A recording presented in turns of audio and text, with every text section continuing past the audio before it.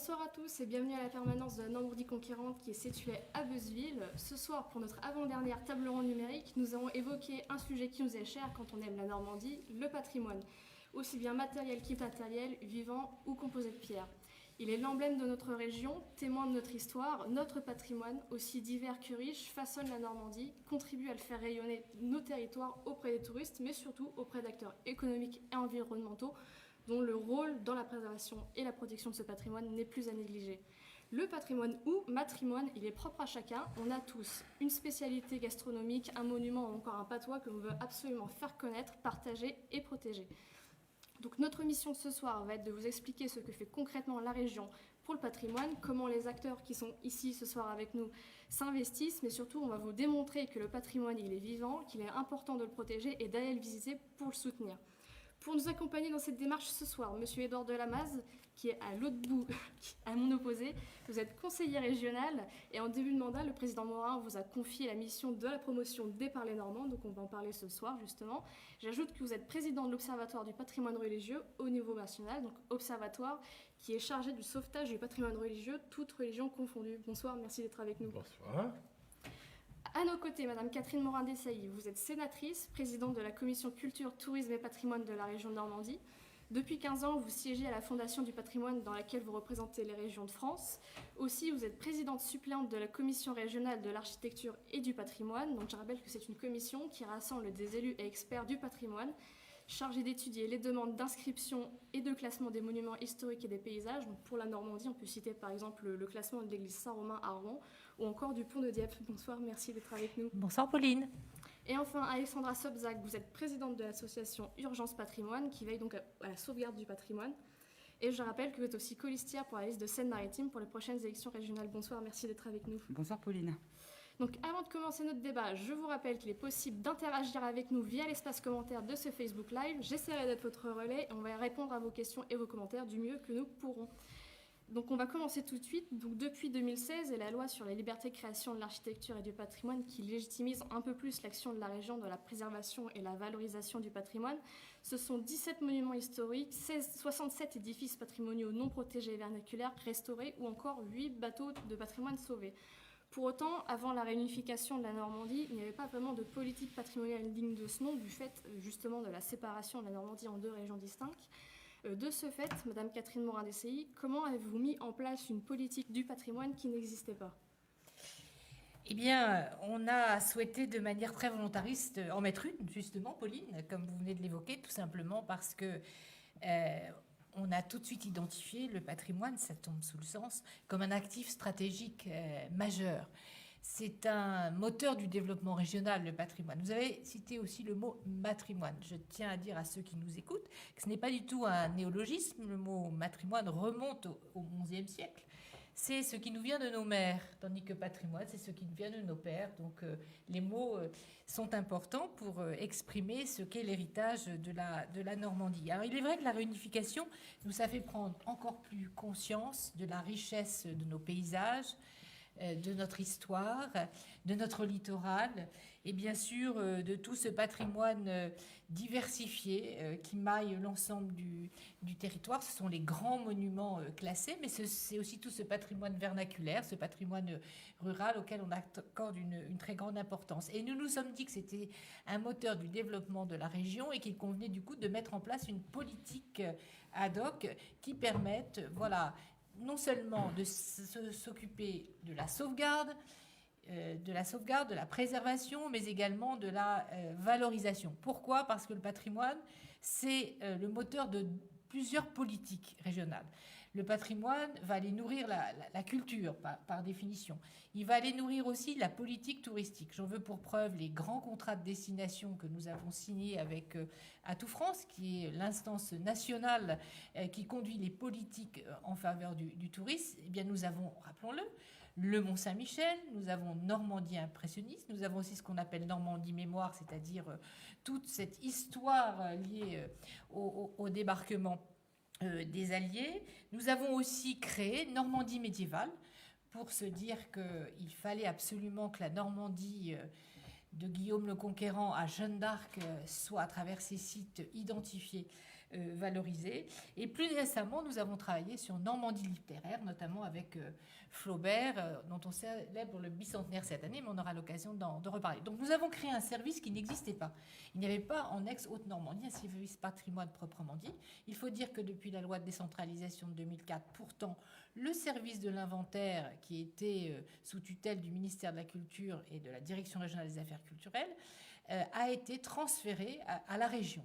Mais ce service de l'inventaire, qui pourtant est une ressource, ce sont des hommes et des femmes, des experts, des chercheurs qui doivent travailler à l'identification de tout ce patrimoine riche de sa diversité pour pouvoir à la fois faire en sorte qu'on le conserve mieux, qu'on le connaisse mieux et qu'on puisse le valoriser. Donc ce service de l'inventaire a bénéficié de moyens importants pour d'abord être bien logé, bien équipé. Ce n'était pas du tout le cas quand nous sommes arrivés. Et c'est ainsi que nous avons constitué aussi le service du patrimoine. Alors, très rapidement, pour expliquer ce que nous avons mis en œuvre, non seulement nous avons poursuivi et surtout amplifié ce qu'on appelle l'accompagnement des grands monuments classés, avec bien sûr un accompagnement au diagnostic et bien sûr à la valorisation. En général, nous intervenons avec les autres collectivités et l'État à hauteur 30 à 35%, c'est à peu près la part qui est consacrée. Donc c'est les grands monuments, on pourrait citer le château de Caen, on pourrait citer l'Être Saint-Maclou à Rouen et beaucoup d'autres projets. Mais nous nous sommes aussi occupés ce à quoi les ex-régions ne s'occupaient pas vraiment, c'est-à-dire le patrimoine rural, le patrimoine vernaculaire, qui n'est pas toujours même identifié, pas toujours inscrit au titre des monuments historiques. Et nous avons pour ce faire confié une mission à la Fondation du patrimoine qui n'était pas financée, qui n'était pas accompagnée, à différence de beaucoup d'autres régions qui accompagnaient leurs fondations et leurs délégations régionales. Nous avons souhaité donc leur confier une mission et en articulation avec nos services, ils sont chargés aujourd'hui d'identifier tout ce patrimoine qui peut être potentiellement en perdition à travers les territoires. C'est pas moins de 67 monuments qui ont été sauvés ces dernières années. Nous comptons amplifier ces politiques. Avec la Fondation, on identifie aussi les projets susceptibles d'être éligibles, cher Édouard, au loto du patrimoine. Donc voilà déjà au niveau des monuments ce que nous avons fait, mais je ne vais pas être trop long pour laisser aussi les autres présents à cette tribune s'exprimer, mais nous avons aussi conduit des politiques d'avenir. Par exemple, nous nous sommes intéressés à l'architecture. Nous avons conventionné avec les maisons de l'architecture de Normandie. Nous avons réfléchi aussi à la requalification autour du patrimoine de la reconstruction, la requalification des centres-bourgs avec le Conseil des maisons de l'architecture, parce que sommes toutes s'intéresser au patrimoine de demain, c'est penser l'architecture d'aujourd'hui. Et donc veiller aussi à ce que nous ayons une architecture de qualité qui s'inscrit dans un environnement et que le patrimoine, eh bien, on réfléchisse à sa rénovation et à sa future fonction, je pense au cas des rénovations de centre-bourg, dans une dimension beaucoup plus transversale qui est celle du développement urbanistique, du renouvellement environnemental et d'une politique globale. C'est très important et à cet effet, on s'est appuyé aussi sur des grandes associations. Nous avons été la première région après Occitanie à adhérer à l'association Sites et Cités Remarquables il y a 2 ans pour, à l'avenir, penser le développement patrimonial dans le cadre d'une démarche globale qui va aussi prendre en compte la dimension de l'environnement. Ça va dans le sens de la loi Liberté de la création, architecture et patrimoine, Pauline, que vous avez citée en introduction, parce que cette loi, justement, qui a réécrit quelque part ce que devaient être les sites à prendre en compte, a bien pensé cette nouvelle appellation sites patrimoniaux remarquables comme étant la fusion des ZPPAUP et des AVAP, c'est-à-dire qu'on a pensé qu'on allait s'occuper à la fois du bâti et en même temps de l'environnement immédiat, cela constituant un tout. Donc voilà déjà quelques pistes de travail que nous avons mis en œuvre. J'aurai l'occasion au cours de la table ronde de revenir sur des projets phares. On pourrait citer les musées, puisqu'on vient d'inaugurer les franciscaines à Deauville. Voilà un couvent qui a été restauré, réhabilité. C'est un projet de la ville de Deauville. La région a été le premier partenaire financier pour accompagner ce projet de requalification qui permet d'en faire un lieu du spectacle vivant. Mais je pourrais citer le musée Proust, aussi la ville de la Proust de Cabourg. Voilà encore des exemples qui ont montré qu'on s'est intéressé aux quelques 3000 monuments de la Normandie, mais aussi aux 92 musées labellisés musées de France, parce que ça fait partie de notre héritage. Très bien, merci beaucoup pour votre réponse. Donc maintenant que nous avons les bases de ce débat et que nous connaissons les principaux axes de la politique du patrimoine de Normandie, Monsieur Delamasse, vous êtes président, donc, je le disais, de l'Observatoire du patrimoine religieux, et du fait de l'actualité récente, donc je rappelle l'incendie de l'église Saint-Pierre de Romilly-la-Putenette dans l'Eure, est-ce que vous pouvez nous dresser un peu l'état des lieux du patrimoine en Normandie? Et j'aurais une deuxième question qui va un peu dans ce sens-là. J'aimerais connaître ce que fait concrètement la région pour le patrimoine religieux. Oui, mais écoutez, merci Pauline. Tout d'abord, moi je pense qu'il faut s'inscrire dans ce qui a été rappelé par Catherine, c'est-à-dire cette politique menée depuis 6 ans. Mais pour la mener, il faut des constats.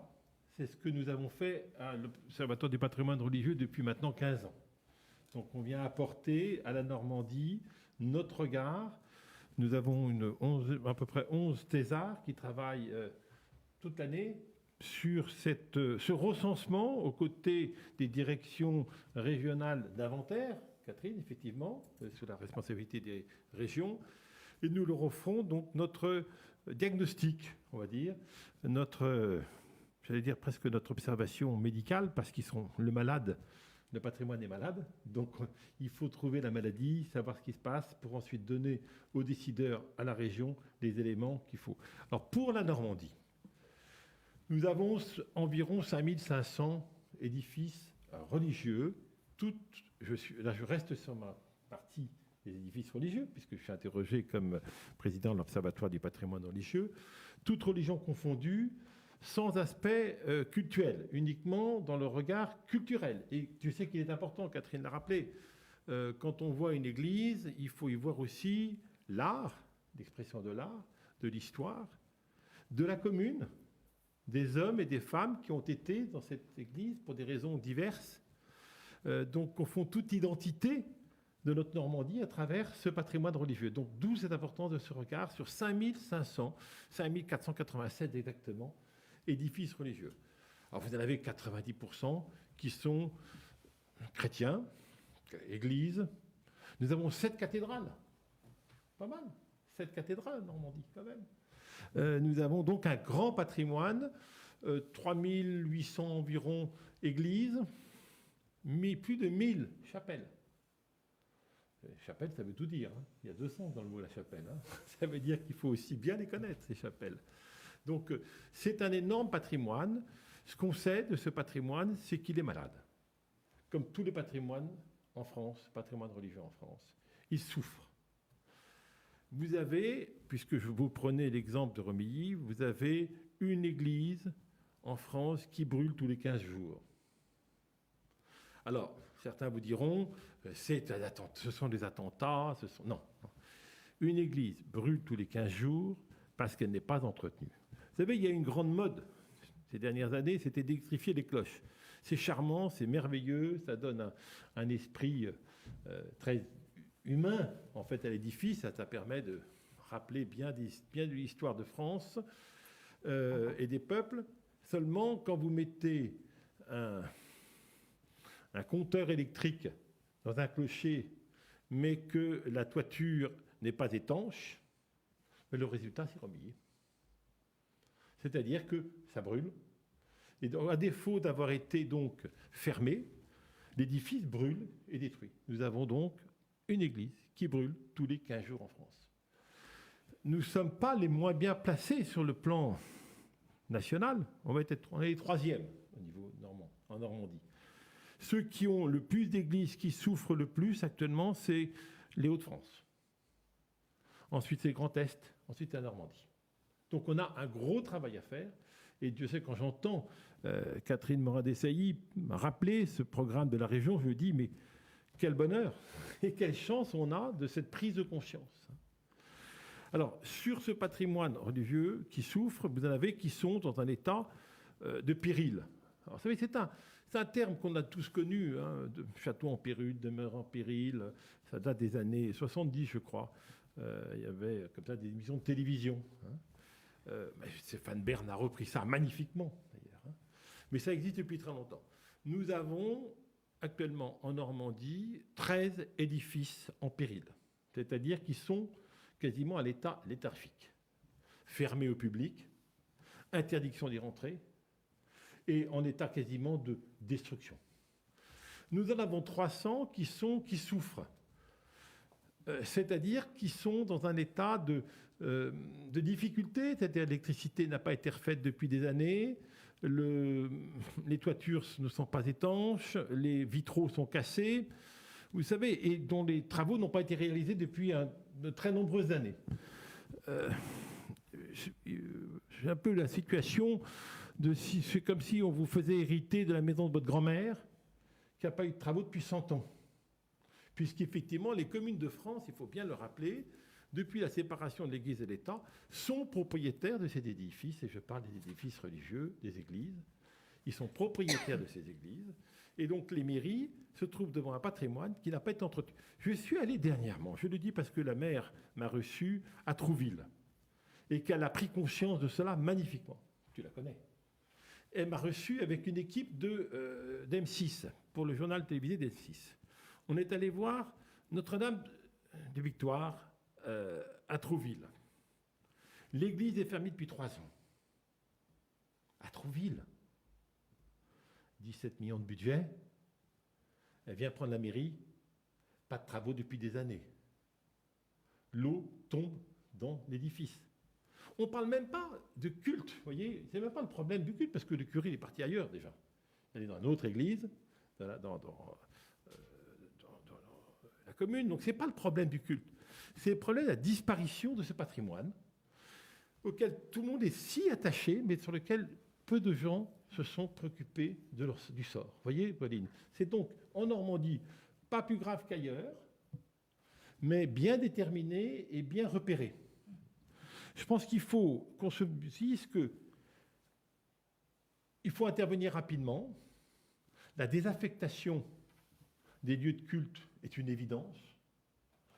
Il faut penser à des solutions de transformation, alors d'aide d'abord, bien sûr, l'aide de la région, l'aide de la Fondation du patrimoine, quand le bien n'est pas classé et qu'il faut trouver des fonds, je parle au maire, il cherche des fonds, eh bien la Fondation du patrimoine est le moyen de ressources le plus évident.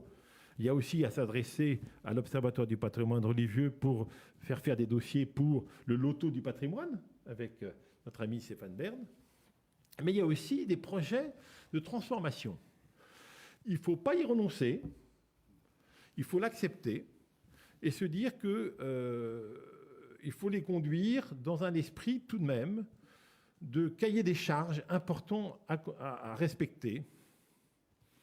Je dirais très franchement, ce qui n'a pas été fait vraiment à Rouen, à mon avis, à notre avis, pour la transformation de certains édifices. Je pense qu'il faut que ces lieux qui ont une histoire et qui ont une vérité par l'histoire restent d'abord des lieux collectifs, d'usage collectif, d'usage associatif et pas pro-commercial.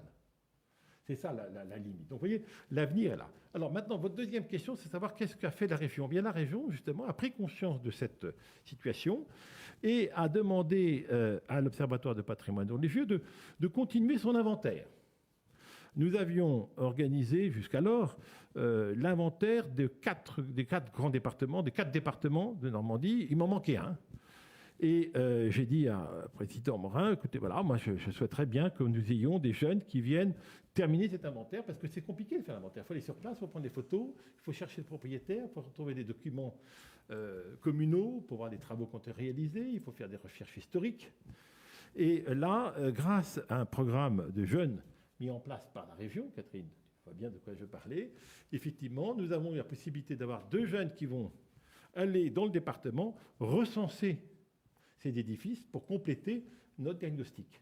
Voilà, donc entre le travail préalable, la réalité et l'efficacité qu'on a trouvé donc à travers ces jeunes qui vont terminer notre inventaire.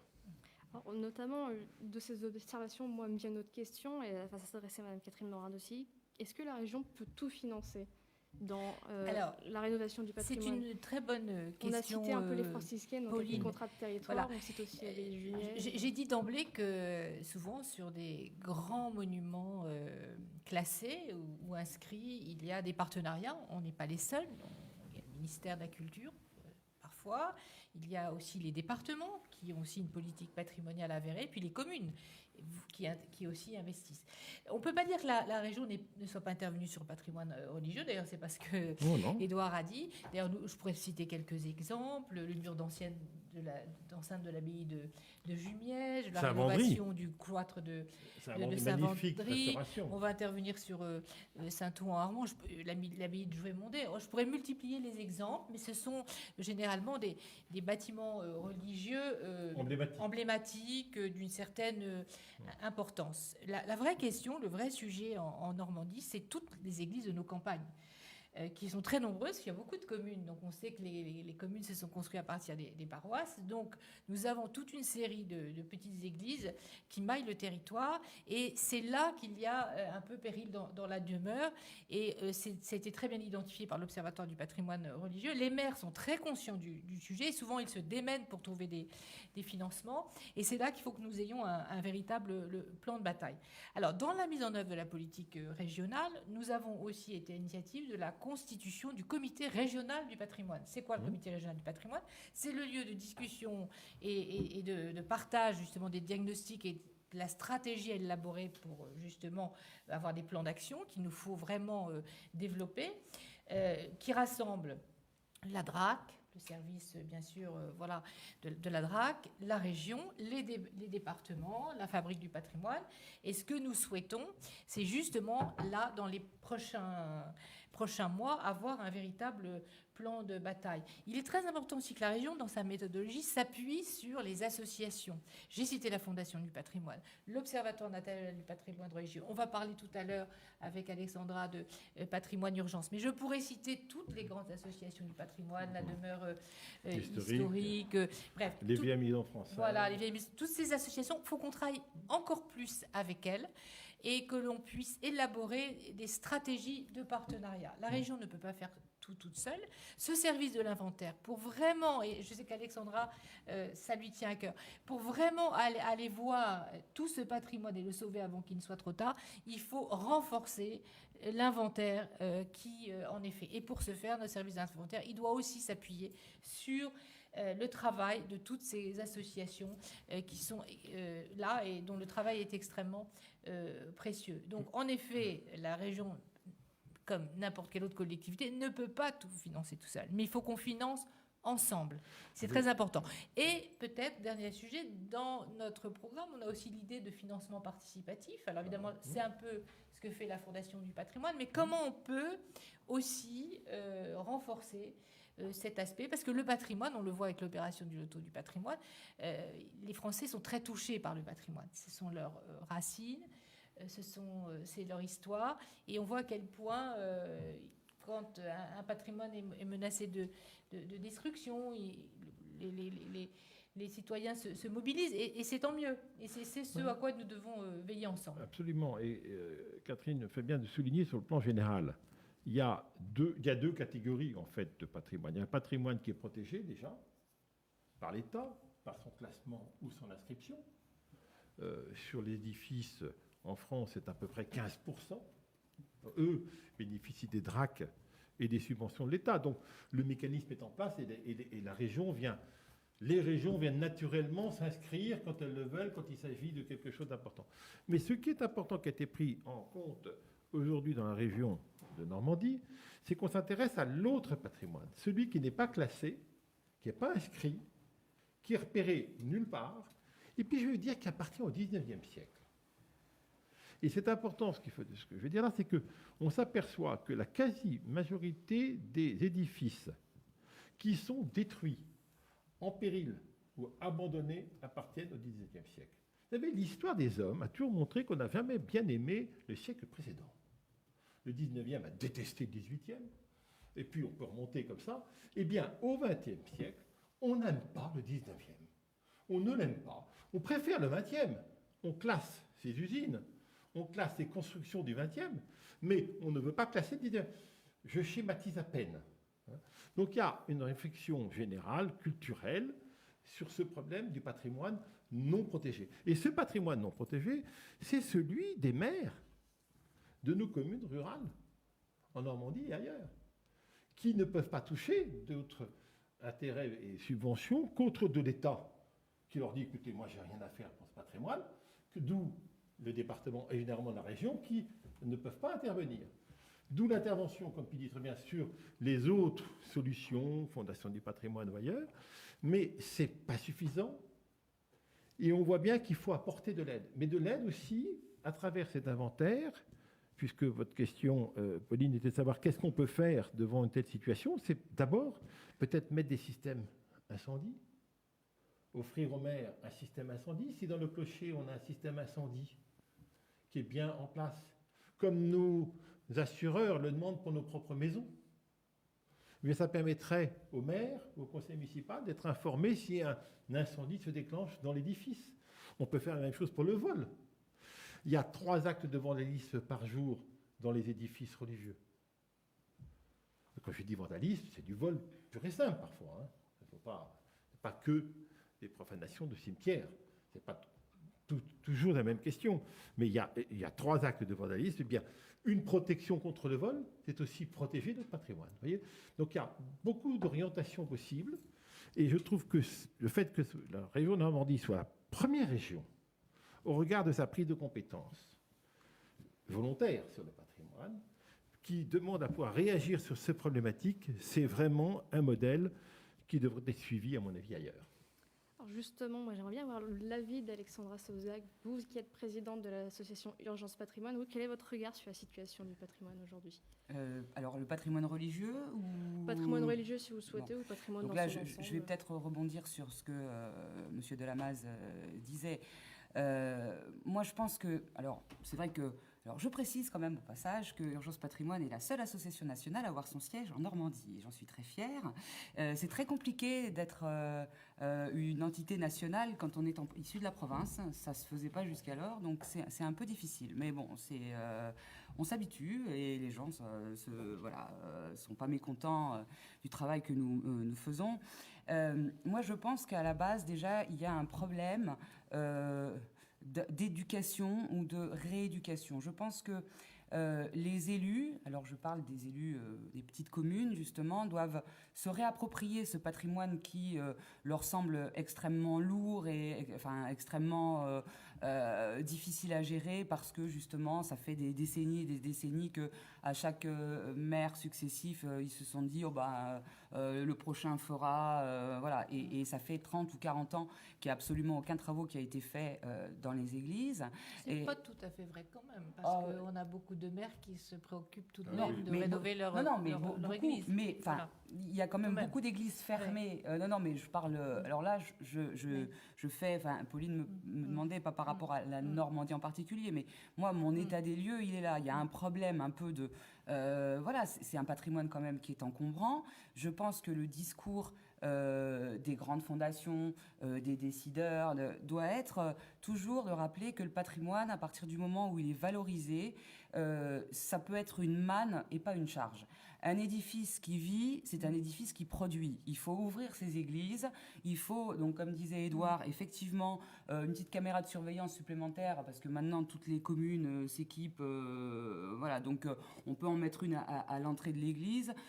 Ça réglera pas tous les problèmes, mais ça peut, voilà. Bon, je pense que il y a des choses à faire, mais c'est vrai que insister sur cette importance du patrimoine productif, parce qu'on parle effectivement de ce qu'on appelle des grands opérateurs. Effectivement, le Mont-Saint-Michel produit beaucoup, enfin, les grands sites, les grands patrimoines classés, là, il n'y a pas de problème. Mais pour les petits patrimoines, faire des circuits, et ouvrir toutes ces et mettre en valeur tous ces petits patrimoines qui sont un peu cachés, secrets, ça permet une dynamique dans un territoire, ça permet beaucoup de choses. Et après, je pense que on aurait peut-être moins peur de s'attaquer aux restaurations. Et je pense, je ne vais pas faire un grand déballage des solutions par rapport à la restauration du patrimoine et notamment à la restauration du patrimoine religieux. Mais moi, je crois sincèrement qu'il faut accroître la vigilance quand on est à la région, dire faites un diagnostic, il y a des choses à faire quand les églises sont fermées depuis longtemps. Je pense par exemple, le premier qui me vient, c'est Pont-au-Tout, parce que c'est une église qui m'a été signalée. Il y a l'ABF qui a beaucoup travaillé dessus et qui avait beaucoup insisté auprès de la mairie pour qu'il se passe des choses, et jusqu'à présent, il ne s'est rien passé. Et je pense qu'il faut, et puis il faut aussi réapprendre à lire, et ça, d'ailleurs, Monsieur Delamaze avait été aussi mobilisé sur ce cas. Bon, alors excusez-moi, ça n'a rien à voir avec la Normandie, c'était dans le Berry, mais il y a un maire qui avait fait le choix de démolir son église. C'était l'église de Jussy-le-Chaudrier, Édouard. Et en fait, on a demandé simplement à le rencontrer et on a pris son devis qui était peut-être de 1 million d'euros. Et simplement en lui montrant qu'il pouvait d'abord faire les travaux d'urgence, c'est tout bête, hein, mais d'abord faire les travaux d'urgence et après faire sur 10 ans par tranche, voilà. Et en fait, c'est ça le problème, c'est que souvent, je parle vraiment des élus des petites communes, ils se sentent parfois un peu isolés, un peu seuls, parce qu'ils n'osent pas forcément demander à la fondation, ils n'osent pas forcément demander au département, ils prennent des décisions un peu régaliennes parfois.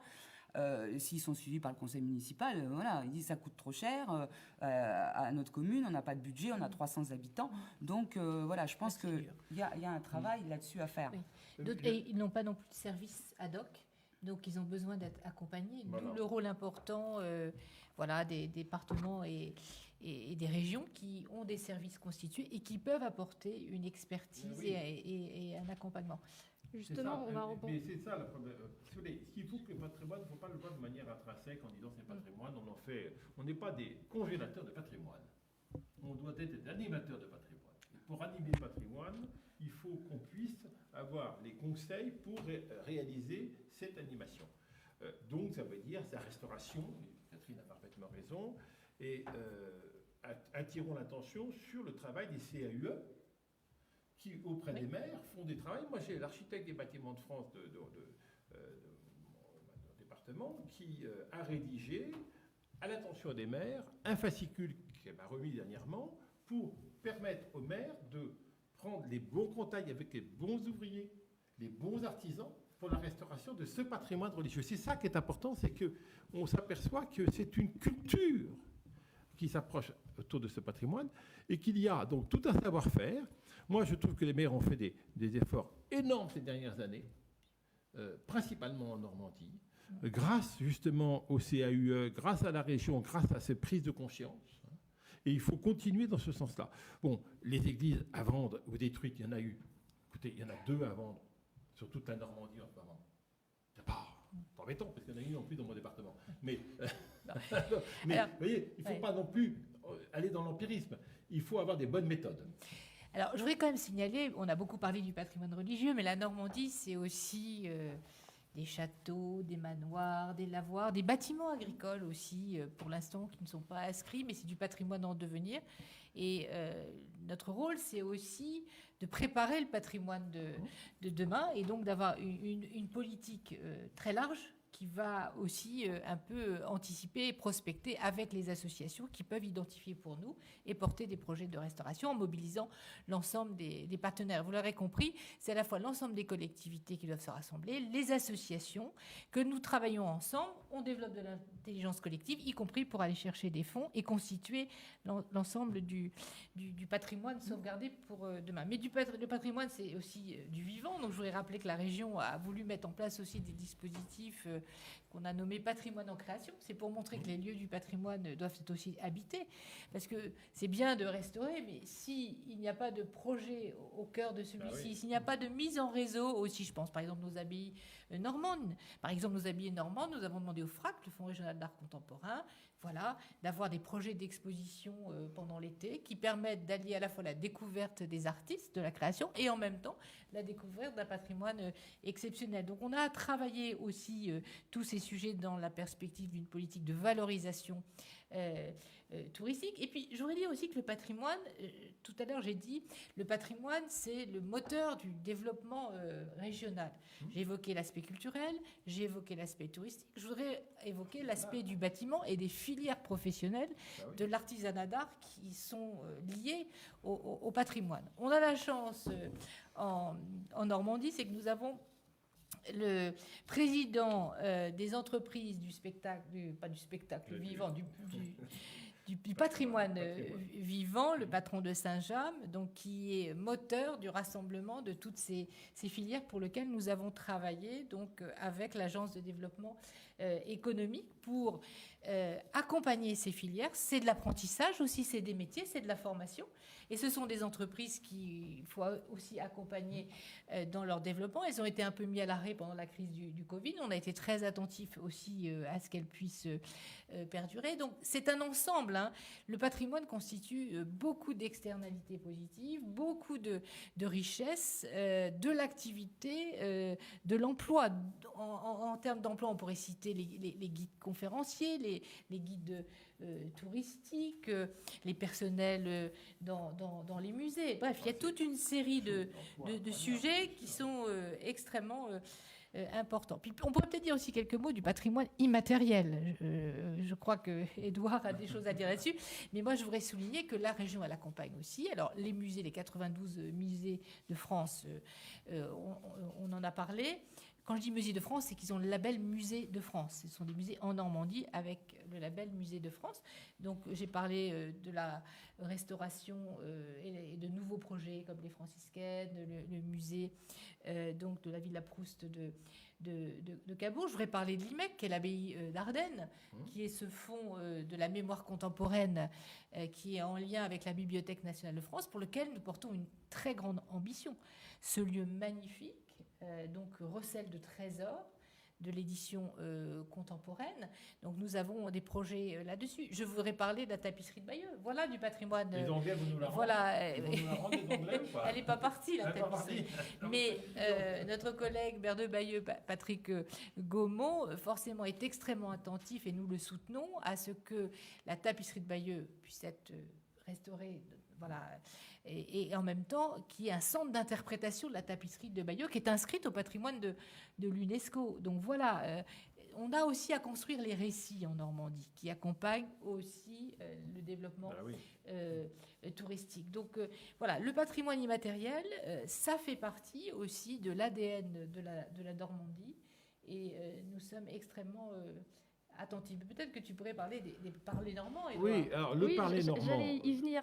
Mais peut-être Pauline, forme de la question. Alors, oui, alors avant qu'on parle du parler normand, j'avais une question que je posais. On a parlé de la région, on a parlé des fondations et autres associations, mais on n'a pas parlé des propriétaires eux-mêmes de patrimoine. C'est important. Parce qu'on a l'exemple, par exemple, de M. Fontaine au manoir du Catel, qui, lui, s'investit clairement dans ce manoir. Qui est propriétaire ? C'est un des points d'ailleurs sur lequel nous commençons nos travaux. Quand on fait des travaux d'inventaire, on commence par ça. Alors, qui est propriétaire ? Si c'est privé, si c'est associatif, si c'est la commune, pour tous les biens religieux catholiques qui sont construits avant 1905 et 1907, c'est-à-dire les lois de séparation entre l'Église et l'État, ou si ce sont des diocèses, des organisations en fait religieuses ou autres. C'est très important parce que d'abord dans les religions, les grandes religions, 4 grandes religions, vous avez des situations patrimoniales qui sont différentes. C'est associatif pour ce qui est la religion juive et pour les protestants. C'est en revanche pour les communes, pour ce qui est catholique, avant 1905. Ensuite, donc ça, ce problème de propriétaire est essentiel parce que vous ne financez pas la même chose de la même manière. Quand le bien est appartient à la commune, le regard de la région doit être différent. C'est fondamental. Si le bien appartient au diocèse, si le bien est classé, il appartient au diocèse, le diocèse en fait son affaire personnelle, éventuellement avec l'État, dans le cadre d'un classement. Vous voyez, il faut avoir un regard très précis. Et puis, comme me disait Catherine, pourquoi faire? Pourquoi en faire? C'est jamais un orgueil. C'est toujours un souvenir et un étendard qui est soulevé au regard des hommes et des femmes qui ont composé ce patrimoine. Et c'est la démarche que nous avons. Alors, on l'a pour le patrimoine matériel, comme on l'a pour le patrimoine immatériel, mais ça va être peut-être votre question. Il faut bien regarder que tout ceci a été construit par des hommes et des femmes en Normandie, par des Normands, que nous sommes des Normands, que nous avons le devoir de regarder ce qu'ils ont construit. Il y a des gens qui en ont pris la responsabilité à titre personnel. Il y en a d'autres qui sont dans un cadre de représentation locale. Et donc, il faut, à chaque fois, avoir une démarche particulière. Et j'y suis très sensible parce qu'on soulève trop souvent des causes qui ne sont pas les bonnes. C'est-à-dire, je ne veux pas prendre des exemples parce qu'ils ne sont pas bons et comme par hasard, ça ne sera pas en Normandie, ça va soulever des questions encore plus compliquées. Mais il y a des associations qui achètent des églises et qui ensuite crient une famine en disant « nous ne savons pas comment en faire, on va la vendre », et ils la vendent à un promoteur, elle est détruite, et à ce moment-là, nous avons la population qui se dit « c'est scandaleux, on détruit les églises ». Attendez, d'abord, il y a l'association qui l'avait, ce n'était pas la commune, c'était l'association qui l'avait et qui a arrêté son activité et qui l'a vendu à un promoteur. Vous voyez ? Donc, on n'a pas de droit de suite. En droit français, on n'a pas de droit de suite. Donc, pour l'instant, ce qui est important, c'est que ce patrimoine est en grande majorité entre les mains de l'État, entre les mains des collectivités locales et entre les mains des particuliers. Et le sort de ce patrimoine, classé ou pas classé, doit donner des solutions différentes en termes de soutien. C'est une question vraiment fondamentale, je vais dire, de démocratie. Parce que, comme disait Catherine, il ne s'agit pas de soutenir obligatoirement tous les châteaux privés parce que c'est un château. Ce n'est pas le problème. Il y a du patrimoine, de petit patrimoine rural qui est fondamental, qui fait partie de notre histoire, qu'il faut soutenir. Quand bien même il serait privé et quand bien même il serait public. C'est vraiment une approche très délicate qu'il faut avoir. Et voilà, je sais que Catherine est animée par cela. Et chaque fois que nous en parlons tous les deux, on tombe d'accord en disant là, ça a un intérêt intellectuel, un intérêt humain, et c'est un vrai enjeu avec un vrai projet. Alors justement, j'aimerais bien faire rebondir Madame Sobzak sur cette question des associations qui accompagnent ce patrimoine. Donc vous, comment faites-vous, via votre association, pour accompagner ces propriétaires dans leur gestion de patrimoine ou le patrimoine de manière globale? Non, alors, moi, j'accompagne pas les propriétaires. Donc, non. Nous, notre marque de fabrique, c'est essentiellement de lutter contre les démolitions. Donc, on essaie d'accompagner justement souvent les élus, ou en tout cas les propriétaires qui veulent mettre leurs édifices par terre pour éviter qu'il n'y ait plus rien à la fin. Donc là, on vient de lancer, on est en train de boucler un projet qui s'appellera PPA, un patrimoine, un projet, un avenir, pour proposer aux communes justement et aux collectivités en général, d'accompagner, quand on a un patrimoine un peu encombrant, de les accompagner pour trouver éventuellement un acquéreur, un vrai projet. Donc on est en train de le faire là dans les Hauts-de-France pour un château que la commune a vendu 1 €. C'est nous qui avons fait le casting pour trouver la bonne personne qui aura les épaules suffisamment solides financièrement pour mener à bien cette restauration. On l'avait fait dans les Hautes-Alpes il y a 2 ans pour une petite maison médiévale. À 10 jours de la démolition, on a réussi comme ça à inverser la tendance. Donc nous, on est très... et on aimerait bien à un moment que dans les hautes sphères, Catherine en reparlera, qui est il y a le classement, il y a l'inscription, mais il faudrait aussi qu'il y ait un peu quelque chose de juste en dessous qui génère pas forcément des subventions. L'inventaire. Oui, mais non, mais l'inventaire, on fait l'inventaire. Après, on ne dit pas... mais simplement dire, voilà, on cherche une solution avant on oblige le propriétaire à trouver une solution avant la démolition. C'est-à-dire que, moi, dans mon schéma idéal, ça serait, par exemple, d'obliger la commune qui veut démolir, par exemple, son église, de la mettre en vente pour une durée de, je sais pas, 1 an maximum. Voilà, si à l'issue de ces 1 an, personne s'est fait connaître, il n'y a pas eu de repreneur, effectivement, pourquoi, on démolit. Mais moi, je pense que, on dit, bon, chaque pot a son couvercle. Moi, je pense que chaque édifice a un propriétaire en devenir. Il y a beaucoup de gens passionnés. Alors, c'est vrai que pour beaucoup de patrimoine, il faut des gros budgets, mais il y a aussi des patrimoines pour lesquels il ne faut pas d'énormes budgets. Et moi, il ne se passe pas une semaine sans qu'on me contacte, Alexandra, si un jour vous entendez parler de quelque chose à tel endroit, tout ça, nous, on est preneurs, voilà. Donc, l'idée de ce projet, un patrimoine, un projet, un avenir, c'est vraiment d'essayer d'aider encore, d'accompagner la collectivité dans sa recherche à la fois d'acquéreurs et de projets pour limiter un maximum les démolitions. Et je précise que dans ce projet, il n'y a pas d'argent public qui est investi. C'est vraiment privé, ça passe directement de la commune au privé.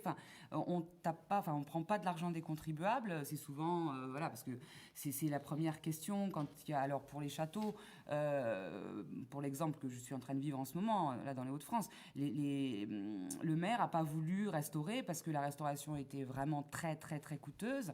Et tout de suite, voilà, les administrés avaient peur de voir augmenter leurs impôts. Mais en même temps, ils étaient très attachés à ce château. C'était vraiment l'âme de la commune. Et maintenant, ils sont contents d'avoir eu un projet alternatif. Voilà. Bon, après, effectivement, il y a beaucoup de gens qui me contactent. Alors, pas forcément en Normandie, mais justement pour trouver des solutions. Et Édouard le soulève bien. C'est vrai que pour les propriétaires privés, quand il s'agit de patrimoine qui n'est pas protégé, tout est très compliqué. Parce que, et je le sais, puisque j'habite une maison qui n'est pas protégée, qui pourtant a une réelle valeur historique par rapport au territoire sur lequel elle est implantée. Mais c'est vrai que c'est extrêmement lourd. Et voilà, mais je pense que avec des volontés comme en Normandie, vous avez là, je pense que la région est capable vraiment d'inventer la sauvegarde du patrimoine de demain. Et voilà. Catherine, je vais se réagir et après je dis qu'on va parler par les Normands. Je voulais rebondir sur ce que disait Alexandra. Le rôle des associations, des gens de terrain est fondamental pour identifier justement un patrimoine qui est en péril et menacé de destruction avant qu'il ne soit trop tard, et souligner le rôle que de la Commission régionale de l'architecture et du patrimoine et de la Commission nationale de l'architecture et du patrimoine.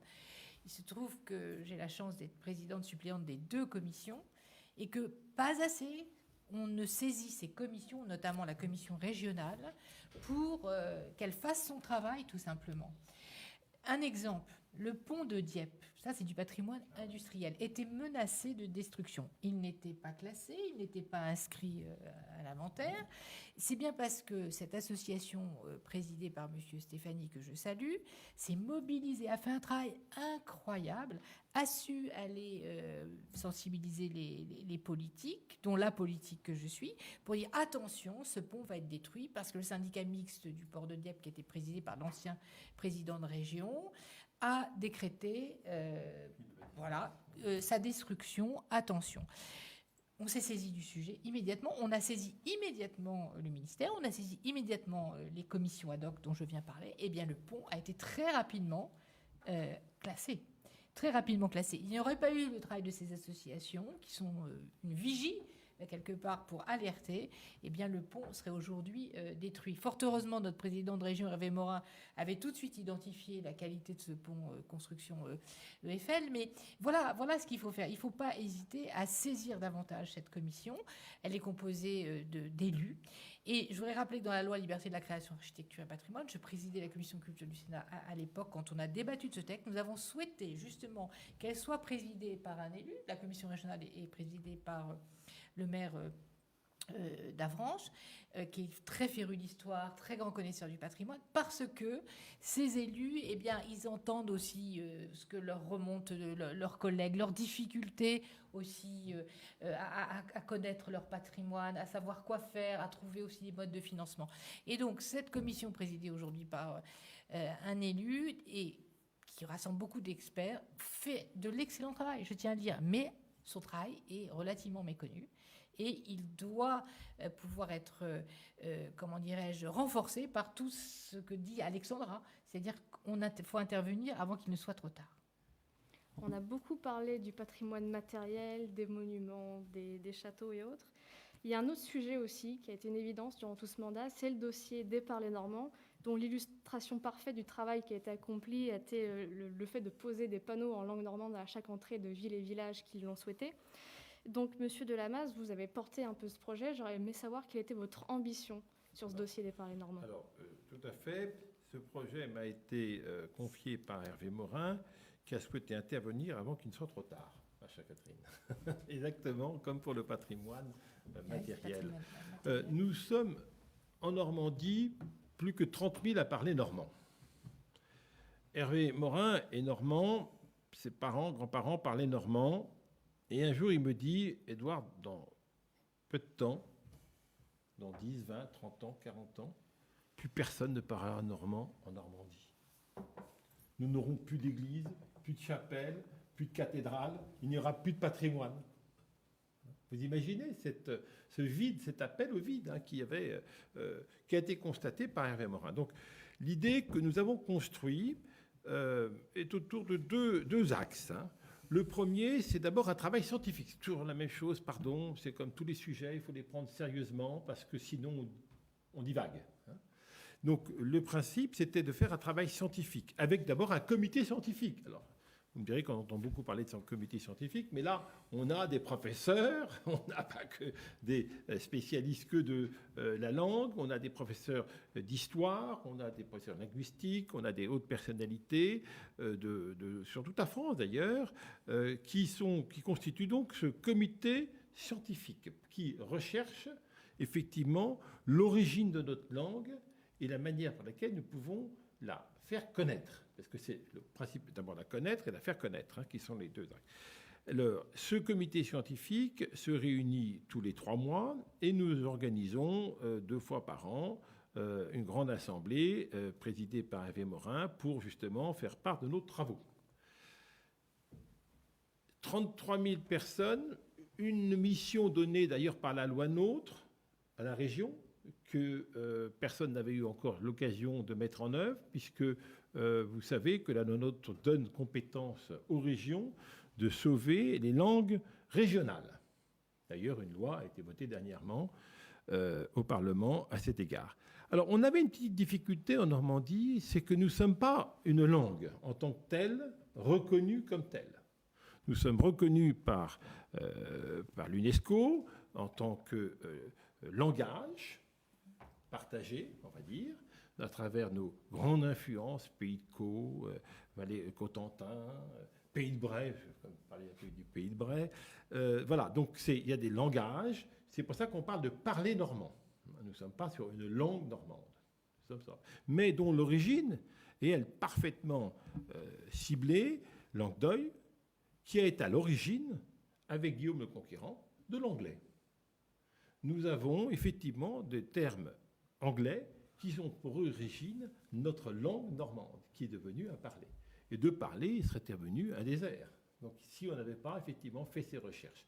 Alors on est en train de rédiger un atlas numérique sur justement cette traduction, ces origines de ces mots, de ce langage normand. Et ça, c'est le travail scientifique que nous réalisons, qui est fondamental, parce qu'il nous permet d'organiser, si vous voulez, notre bibliothèque. On part de rien. Quand on a lancé cette opération, je me souviens, il y a une dame qui est venue me voir en me disant « vous me faites plaisir en faisant reparler le normand, parce que j'entends maintenant ma mère me parler avec ces expressions. » Car comme pour le patrimoine qui détruit parfois son histoire, entre les deux guerres, et principalement après la guerre, on a interdit de parler normand. Les Normands se faisaient gronder à l'école, pour ne pas dire plus, quand ils parlaient normand, ils avaient l'interdiction, le français était obligatoire. Alors, il ne s'agit pas de mettre dehors le français, il s'agit de conserver notre langue. Les jeunes aujourd'hui ont une capacité extraordinaire à justement à apprendre une langue. Moi je dis, pour apprendre l'anglais, apprenez le normand, hein, puisque nous sommes à l'origine de la langue. Eh bien je pense que là, il y a un intérêt, s'il est traité de manière scientifique à la base, pour que notre langue puisse être préservée. Alors maintenant, nos langages soient préservés. Maintenant, comment le transmettre? Et c'est l'allusion que vous faites. Alors, nous avons cherché des moyens de transmettre, alors, à la fois ludique, sérieux, et même très sérieux. Alors, le ludique, ben, ça a été notamment de traduire le petit Nicolas en normand. Il y avait 14 traductions régionales de petit Nicolas. Sauf en normand. Il y avait le breton. Vous imaginez, vous entendez d'ici Hervé Morin, vous vous rendez compte, les Bretons ont le petit Nicolas, et pas nous. Bon, donc il y avait cet aspect ludique. Il y avait aussi, pour que le public n'oublie pas cette langue, il y avait la traduction des noms d'entrée dans les villes. C'est pas anodin, parce que le nom d'entrée dans une ville, vous savez, c'est le panneau blanc avec un trait rouge, c'est un panneau de signalisation, c'est un panneau officiel du code de la route. Eh bien, nous avons pu obtenir de la préfecture, grâce à une décision de la Cour administrative d'appel d'Aix 2012, vous voyez, je suis très précis, mais pour ceux qui veulent rechercher, qui nous autorise donc à mettre le nom en normand de la commune, précédé par le nom en français. Attention, parce que c'est un panneau officiel, on ne peut pas faire n'importe quoi, il faut d'abord le nom en français, ensuite le nom en normand.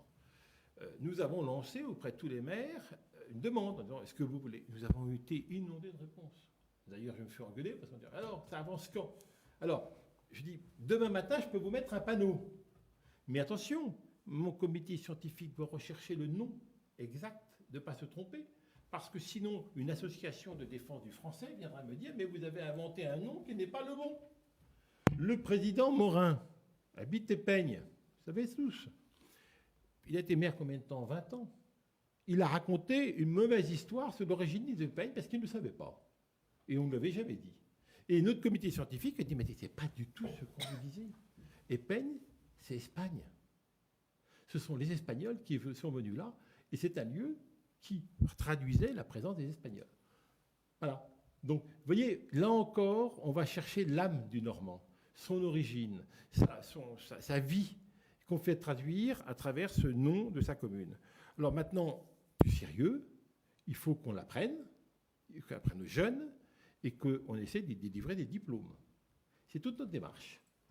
On essaie, pour l'instant, de demander à avoir des cours de normand dans les lycées. Bon, les lycées, c'est notre compétence.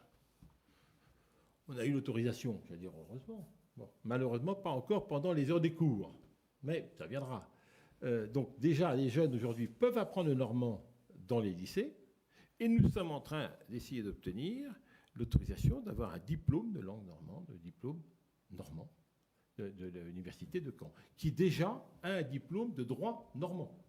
Donc vous voyez, on est en train de faire renaître ce patrimoine qui jaillit très naturellement à la fois des livres d'histoire, mais aussi de la pensée de nos anciens. Donc c'est une très belle œuvre qu'on m'a confiée. Moi, je suis très heureux de ce travail que nous avons fait avec une équipe à la région tout à fait remarquable. Et je vois l'accueil que nous avons de la part des maires. Alors là, je leur parle, enthousiasme à l'idée que leur nom reprenne le nom des anciens à travers le langage normand. Merci beaucoup pour vos réponses. Je vois qu'il est quand même 1 heure avancée, donc je vais vous poser la dernière question et elle va être très simple. Donc j'ai vu qu'il y avait de nouvelles opérations qui vont être lancées par la région. Donc j'aimerais bien vous demander à vous trois quels sont les projets que vous allez porter dans les prochains mois. On va commencer par Alexandra, puis on va faire dérouler comme ça. Moi, alors, je ne fais pas partie de l'équipe, donc je ne peux pas dire quels sont les projets. Bon, simplement, j'espère que nous allons pouvoir travailler en collaboration sur ce fameux PPA, un patrimoine, un projet, un avenir. On est en train de mettre en place une commission nationale du patrimoine funéraire. depuis hier soir, j'ai mis en ligne un questionnaire. On est débordé de demandes de gens qui veulent nous rejoindre ce comité. Et pour faire justement, la première demande, c'est faites des inventaires. On a besoin de savoir qui sont les gens qui sont dans les cimetières. Et donc aussi bien le patrimoine funéraire militaire, mais aussi civil.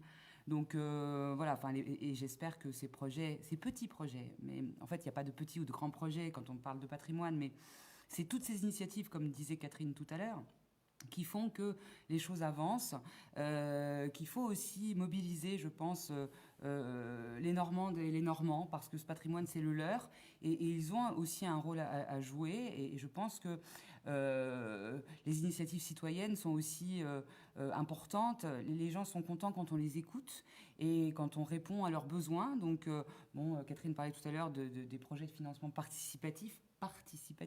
Voilà, on fait participer. Mais les gens, il faut aussi les faire participer de façon différente que de leur demander systématiquement de l'argent. Je pense que on peut inventer des choses pour que les gens participent. Et j'arrête parce que je pourrais parler des heures, mais il y a un sujet qu'on n'a pas évoqué et c'est la jeunesse.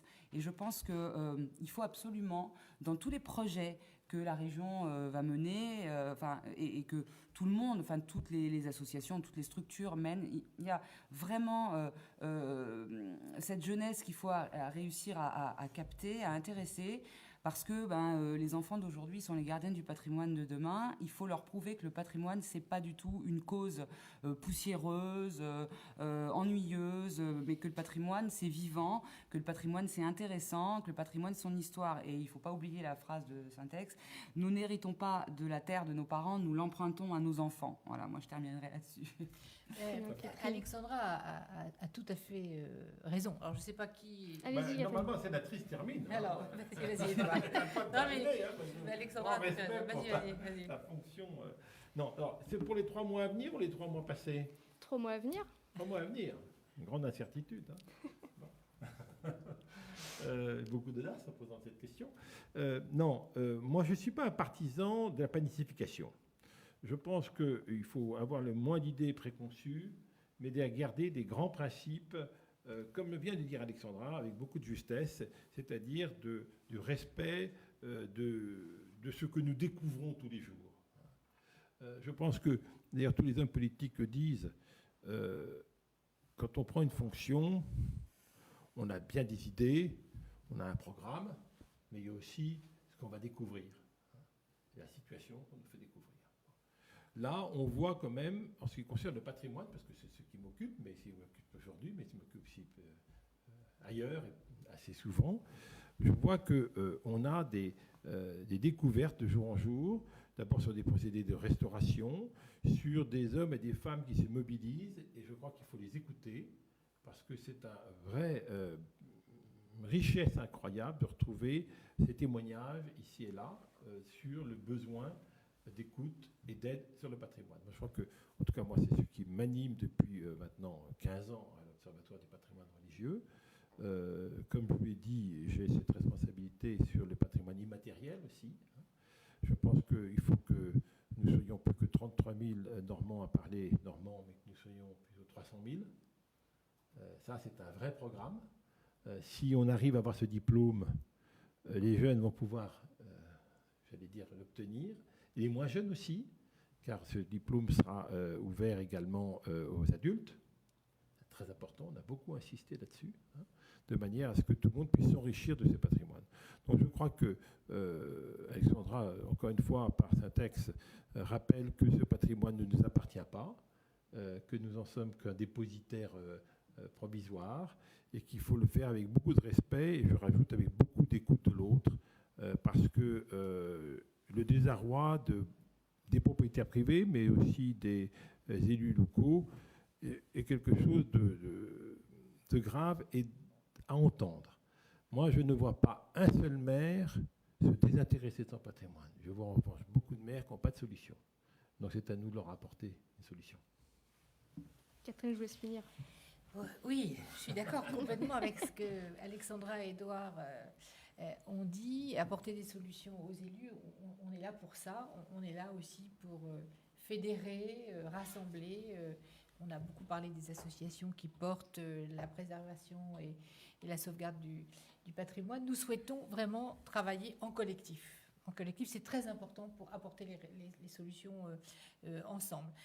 Alexandra a dit qu'elle ne faisait pas partie de l'équipe. Si, parce que nous continuerons à travailler, tous les membres de la liste de la Normandie conquérante, ensemble. Après, c'est très très important de fédérer nos idées et nos énergies. J'ai beaucoup aimé ce sur quoi Alexandra a conclu, la jeunesse. Voilà. Parce que le patrimoine, c'est finalement conserver et transmettre entre 2 générations. Et c'est ça notre plus grande mission.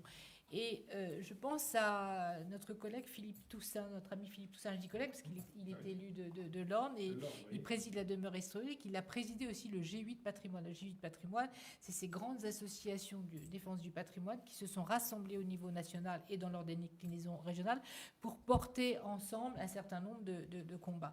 Et à son initiative, il y a eu, il y a 2 ans, l'instauration de tout un programme à destination de l'éducation nationale. Adopter un monument, se rapprocher d'un monument emblématique dans sa région, et chaque classe devait s'impliquer.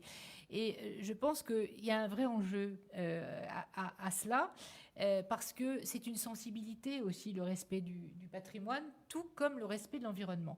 Et je cite volontairement l'environnement parce que aujourd'hui, aborder la question du patrimoine, c'est aborder plus généralement la question du développement durable, de la préservation de l'environnement. Quand on réfléchit, par exemple, au recul de trait de côte, on pense forcément le patrimoine des villages qui se trouvent aux abords, dans ces villages, aux abords de d'où les sites patrimoniaux remarquables. Mais je voulais dire qu'aujourd'hui, on ne peut pas séparer l'un de l'autre. Et il y a une grande réflexion qu'on a aussi en ce moment, c'est la soutenabilité des sites qui reçoivent des millions et des millions de visiteurs. Je vais prendre le cas du Mont-Saint-Michel et je vais prendre le cas d'Étretat. Ils sont dans 2 départements différents de la Normandie. Nous devons aussi mener des politiques patrimoniales et touristiques qui permettent de sauvegarder à terme aussi ces sites qui sont menacés d'hyperfréquentation. C'est un phénomène nouveau et tout cela doit être pris en compte dans nos politiques publiques. On en discute beaucoup. Il faut aussi, et c'est peut-être la chance pour le plus petit patrimoine, c'est démultiplier les lieux de visite, de découverte d'autres sites plus modestes peut-être en taille, mais tout aussi intéressants parce qu'ils sont constitutifs de notre grande histoire. C'est aussi permettre la circulation des visiteurs et des touristes et pas tout concentrer sur un seul et même site. Mais ça, c'est de notre devoir et nous devons aussi l'impliquer comme une dimension. Tout comme nous devons nous impliquer dans un regard très transversal quand il s'agit d'accompagner la restauration de monuments ou de sites à défendre, comme dans la rénovation des villages ou des centres-bourgs. C'est dans une dimension, encore une fois, globale, qui va s'intéresser aussi à la renaturation des centres-villes, à la qualité énergétique des bâtiments, à la fonction in fine de ces bâtiments. Et pour ce faire, nous avons des fonds européens que nous pouvons mobiliser. Vous savez, les portes d'entrée européennes, c'est plutôt l'urbanisme, l'environnement, le développement économique ou touristique. Mais mobiliser les fonds européens dans une démarche transversale permet aussi d'abonder les questions financières de restauration du patrimoine. Donc la région qui a à gérer désormais les fonds européens doit s'intéresser à cette dimension transversale. Sans idée politique. Et ça, c'est fondamental. Dernièrement, tu m'as envoyé à l'abbatiale de Saint-Ouen à Rouen, pour lequel tu as débloqué 2 millions d'euros. La région Normandie prévoit un engagement de 2 millions d'euros pour accompagner en effet l'abbatiale. Donc le patrimoine, c'est transversal, vous voyez. C'est un vrai engagement. Oui. En tout cas, c'est celui que nous prenons et que tu conduis très bien. Voilà. Non, je fais des exemples de Saint-Ouen parce que c'est quand même extraordinaire de voir cette abbatiale dans l'état où elle est aujourd'hui. On se dit comment diable, tant d'années passées sans travaux. Et aujourd'hui, le soutien d'une région pour une forêt. Vous savez ce que c'est que la forêt? C'est la charpente sur l'abbatiale de Saint-Ouen, plus grande que celle de Notre-Dame. Pardon. Notre-Dame, pour laquelle on est fier que des bois de Normandie contribuent à la restauration et la reconstruction de la charpente. Le programme est bien environnemental. Merci beaucoup pour ces mots de conclusion. En tant qu'historienne de formation, je peux vous dire que la jeunesse va être au rendez-vous pour prendre votre succession et de continuer votre travail. Donc merci beaucoup de nous avoir montré l'exemple. On espère être aussi à la hauteur, nous, de notre côté. Donc c'est avec tous ces beaux projets qu'on va conclure notre table ronde. Je remercie nos 3 invités d'avoir été présents avec nous ce soir. Merci pour votre expertise, pour vos explications et surtout merci pour votre passion pour le patrimoine. Le patrimoine de Normandie, il est riche, il nous donne la joie d'être normand, donc c'est à nous d'aller le faire valoriser, essayer de le faire à nos échelles, de le faire promouvoir. Donc on va se retrouver, nous, demain pour notre dernière table ronde numérique. Soyez au rendez-vous, c'est la dernière, sur un tout autre thème. On va parler de la pêche avec Clotilde Dier. La pêche. Alors, s'agissant de la pêche, je voudrais quand même dire qu'on a aussi un patrimoine maritime. On n'a pas eu le temps d'en parler. Mais la région a instauré une ligne budgétaire pour restaurer des bateaux anciens et pour projet aussi la reconstruction de la Mora, qui est le navire de Guillaume le Conquérant. Donc ça, c'est un vrai projet. On n'a pas eu le temps de parler du patrimoine maritime, mais il y a beaucoup de choses à dire. Il y a beaucoup de choses à dire, donc on a essayé d'être concis ce soir sur 1h15, un peu de débat. Donc demain, on vous retrouve Clotilde Dier à la pêche et Gauthier Lenôtre à l'animation. Donc on va se laisser sur ces beaux mots. Allez visiter votre patrimoine cet été, en Normandie de préférence. À demain. Et parlez normand. Et parlez normand.